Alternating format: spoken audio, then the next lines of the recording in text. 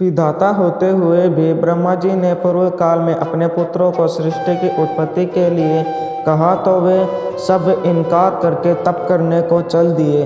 पुत्रों के इस व्यवहार पर ब्रह्मा जी को इतना क्रोध आया कि उनका मस्तक ब्रह्म तेज से जलने लगा, जिससे 11 रुद्र उत्पन्न हुए, जिनमें से एक का नाम कालाग्नि रुद्र है। यह रुद्र सृष्टि का संहार करने वाला है। ब्रह्मा जी ने पुनः सृष्टि रची। उनके दाएं कान से पुलस्त्य, बाएं कान से पुलह, दाएं नेत्र से अग्नि, बाएं नेत्र से क्रतु, नासिका के दाएं पुट से अराणी, बाएं पुट से अंगिरा, सुख से रुचि, बाएं भाग से भृगु और दाएं भाग से दक्ष, छाया से कर्दम, नाभि से पंचाशिक, वक्ष से विडु, कंठ देश से नारद, स्वकंद से मरीचि, ग्रीवा से अपरांतरमा, रसना से वशिष्ठ, अदृष्ट से प्रचेता, वामकुक्षी से हंस और दाएं कुक्षी से स्वयं यात उत्पन्न हुए। ब्रह्मा जी ने इन सब पुत्रों को सृष्टि उत्पत्ति का आदेश दिया, जिसे सुनकर नारद जी बोले, हे पितामह, आपने हमसे ज्येष्ठ सनकादि को विवाह करके सृष्टि उत्पन्न करने के लिए विवश क्यों नहीं किया? आप स्वयं समर्थ होते हुए भी तप में क्यों प्रवृत्त हो रहे हैं?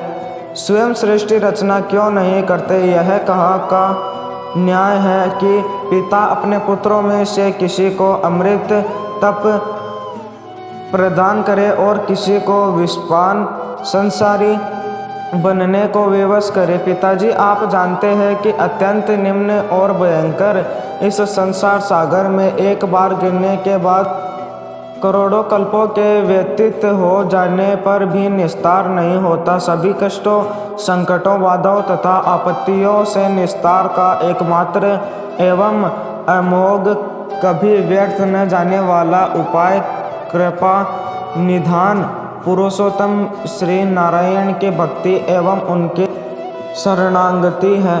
श्री कृष्ण ने चरणाविंद में अमृत से भी अधिक मधुर एवं सुखद अनुराग को छोड़कर संसार के विषयों के निशायक विष का कौन मूर्ख सेवन करना चाहेगा? इतना सुनने के बाद ब्रह्मा जी इतने अधिक क्षुब्ध हो गए कि वे नारद जी के वक्तव्य को अपनी अवज्ञा समझते हुए संयम न रख सके और शाप देते हुए बोले, नारद, तुमने मेरी अवज्ञा की है, फलस्वरूप तुम्हारे ज्ञान का लोप हो जाएगा और तुम नाना योनियों में उत्पन्न होकर लंपट कामी घोर श्रृंगारी ही नहीं अपितु श्रृंगार में मधुक वाक मीठी वाणी बोलने वाला किन्नर और किसी योनि में तादिपुत्र बनोगे। अंत में वैष्णवों के संग और भगवान श्री कृष्ण की कृपा के फलस्वरूप पुनः मेरे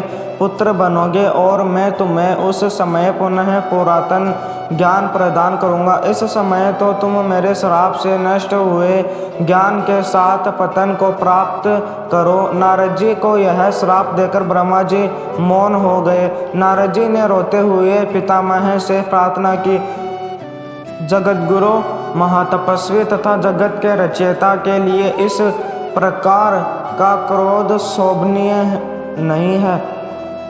कुमारगामी पुत्र का पिता द्वारा त्याग और श्राप तो समझ में आता है, परंतु तपस्वी एवं आत्म कल्याण के इच्छुक पुत्र को श्राप देने का क्या औचित्य है?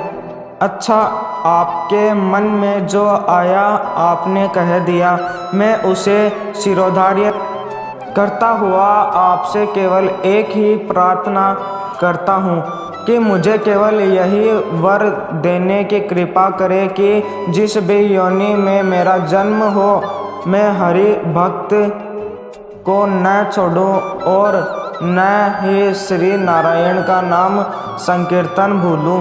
ब्रह्मा जी बोले, वत्स, तुम सचमुच ही धन्य हो। हरि भक्ति से बढ़कर उत्तम संसार में कुछ भी नहीं है।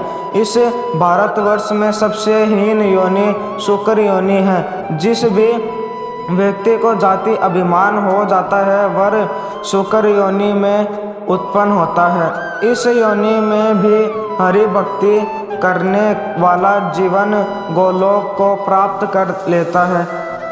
वास्तव में श्री कृष्ण के चरणारविंदों में भक्ति न करा सकने वाले पिता, गुरु, स्वामी तथा सखा आदि सब कुत्सित एवं त्याज्य है। नारद जी बोले, हे चतुरानन, आपने मुझे अकारण ही श्राप दिया है। शास्त्रकारों ने पाताल को दंडित करने की व्यवस्था की है, अतः मैं भी आपको श्राप देता हूँ कि 3 कल्पों तक आप अपूज्य बने रहेंगे। 3 कल्प व्यतीत होने जाने के उपरांत ही आपका विश्व में पूजन होगा। यह कहकर नारद जी शांत हो गए। ब्रह्मा जी के इसी श्राप के चलते नारद जी को गंधर्व और दासीपुत्र आदि के रूप में अनेक योनियों में उत्पन्न होना पड़ा। इन योनियों से मुक्त होने पर उन्हें पुनः नारद के रूप में जन्म और पिता से ज्ञान प्राप्त हुआ। वीडियो अच्छा लगा हो तो लाइक करें, सब्सक्राइब करें और अपने दोस्तों में शेयर करें।